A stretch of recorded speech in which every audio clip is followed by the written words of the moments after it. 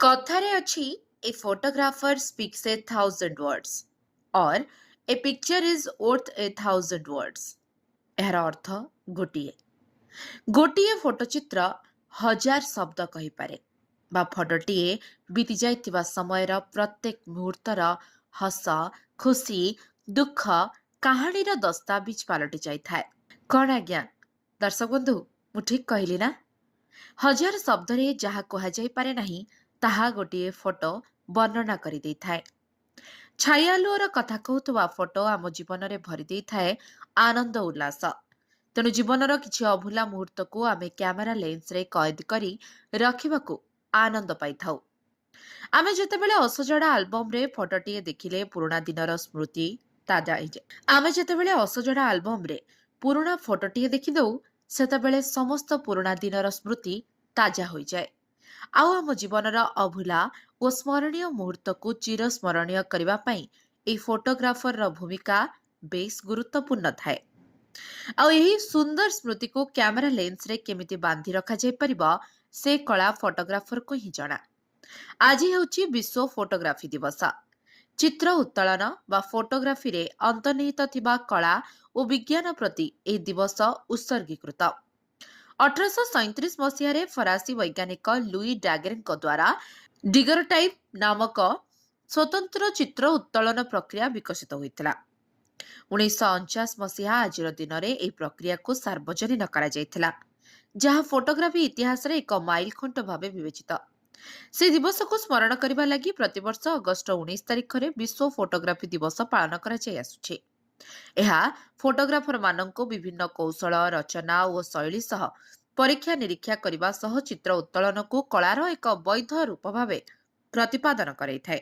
ଅତ୍ୟାଧୁନିକ ଟେକ୍ନୋଲୋଜି ଦିନକୁ ଦିନ ଫଟୋ ଓ ଫଟୋଗ୍ରାଫିକୁ ନୂଆ ଦିଶା ଦେଇଛି। କେବଳ ଷ୍ଟିଲ୍ ଫଟୋ ଉଠାଇବାରେ ସୀମିତ ଥିବା କ୍ୟାମେରା ଏବେ ଭିଡିଓ ରେକର୍ଡିଂରୁ ଆରମ୍ଭ କରି ଫଟୋ ସେୟାରିଂ ଏବଂ ଏଡିଟିଂ ଭଳି ଅପସନ ଯୋଗାଇ ଦେଉଛି। ଅଧିକାଂଶ ହାଇ ଏଣ୍ଡ କ୍ୟାମେରାରେ ଆଜିକାଲି ଫଟୋ ଉଠାଇବା ସହ ଏଭଳି ଭିଡିଓ ରେକର୍ଡିଂର ଅପସନ ରହୁଛି। ଅଡିଓ ଓ ଭିଡିଓ ରେକର୍ଡିଂ ସହ କେତେକ କ୍ୟାମେରାରେ ଜିପିଏସ୍ ୟୁନିଟ୍ ମଧ୍ୟ ରହୁଛି, ଫଳରେ ଫଟୋ ଉଠାଇବା ବେଳେ ଉକ୍ତ ସ୍ଥାନର ଲୋକେସନ ମଧ୍ୟ ସେଥିରେ କ୍ୟାପଚର କରିହେବ।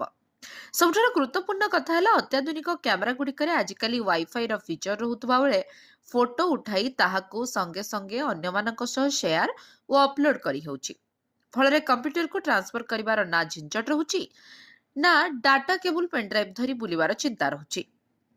ବର୍ତ୍ତମାନର ଅତ୍ୟାଧୁନିକ କ୍ୟାମେରା ଟେକ୍ନୋଲୋଜିରେ ଫୋନ ଫଟୋଗ୍ରାଫିକୁ ଆହୁରି ସହଜ କରିଦେଇଥିବା ବେଳେ ବହୁ ଆୱାର୍ଡ ୱିନିଂ ଫଟୋ ମୋବାଇଲରେ ଉଠାଯାଇଥିବାର ଦେଖିବାକୁ ମିଳୁଛି। ବିଶେଷ କରି ଆଇଫୋନ ଫଟୋଗ୍ରାଫି ଇନଷ୍ଟାଗ୍ରାମରେ ବହୁଳ ଲୋକପ୍ରିୟତା ହାସଲ କରୁଥିବା ବେଳେ ଏଥିରେ ସର୍ଟ ଫିଲ୍ମ ମଧ୍ୟ ସୁଟ୍ କରାଯାଉଛି। ଏଭଳି ବିଭିନ୍ନ ଫଟୋ ଏଡିଟିଂ ଆପ୍ଲିକେସନ ଏବଂ ସଫ୍ଟୱେୟାର ସାଧାରଣ ଫଟୋକୁ ଏକ ଭିନ୍ନ ରୂପ ଦେଇ ଲୋକଙ୍କ କାମକୁ ଆହୁରି ସହଜ କରିଦେଉଛି।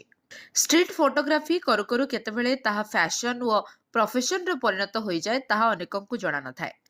ଏବେ ଡିଜିଟାଲ ଫଟୋଗ୍ରାଫି ମାର୍କେଟ ଦିନକୁ ଦିନ ବ୍ୟାପକ ହେଉଥିବା ବେଳେ ବିଭିନ୍ନ ପ୍ରକାରର ଫଟୋଗ୍ରାଫିରେ କ୍ୟାରିୟର କରିହେଉଛି। ଏକ ବ୍ୟବସାୟିକ ରିସର୍ଚ୍ଚ କମ୍ପାନୀ ତଥ୍ୟ ଅନୁସାରେ 2024 ସୁଦ୍ଧା ବିଶ୍ୱର ଡିଜିଟାଲ ଫଟୋଗ୍ରାଫିର ମାର୍କେଟର ଡିମାଣ୍ଡ ପ୍ରାୟ 53.14 ବିଲିୟନ US ଡଲାର ଥିବା ବେଳେ ତାହା 2025 ସୁଦ୍ଧା 55.74 ବିଲିୟନ ଡଲାରରେ ପହଞ୍ଚି ଯାଇଛି। ତ ଦର୍ଶକ ବନ୍ଧୁ, ବିଶ୍ୱ ଫଟୋଗ୍ରାଫି ଦିବସରେ ଆସନ୍ତୁ ଜାଣିବା ଓଡ଼ିଶାର ପ୍ରଥମ ଫଟୋଗ୍ରାଫରଙ୍କ କାହାଣୀ।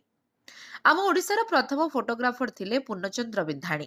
1942 ମସିହାରେ ମହାରାଜା ପ୍ରତାପ ଚନ୍ଦ୍ର ଭଞ୍ଜଦେଓଙ୍କ ଶାସନ କାଳରେ ରାଜ ଦରବାରରେ ଜଣେ ସ୍ୱତନ୍ତ୍ର ଫଟୋଗ୍ରାଫର ଭାବେ ନିଜକୁ ପ୍ରତିଷ୍ଠିତ ସେ କରିପାରିଥିଲେ।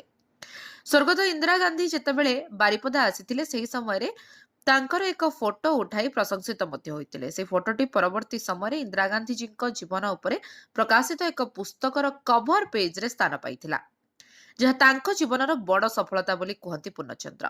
କେବଳ ମୟୂରଭଞ୍ଜ ନୁହେଁ ବରଂ ଦେଶ ବିଦେଶରେ ଫଟୋ ଉଠାଇବା ପାଇଁ ପୂର୍ଣ୍ଣଚନ୍ଦ୍ରଙ୍କୁ ଡାକରା ଆସୁଥିଲା। ଏବେ ବି ବାପାଙ୍କର ସେହି ସବୁ ଫଟୋ ଓ କ୍ୟାମେରାକୁ ଯତ୍ନର ସହିତ ସାଇତି ରଖିଛନ୍ତି ପୁଅ Soumyashree Bindhani. Bureau report, live life Odia.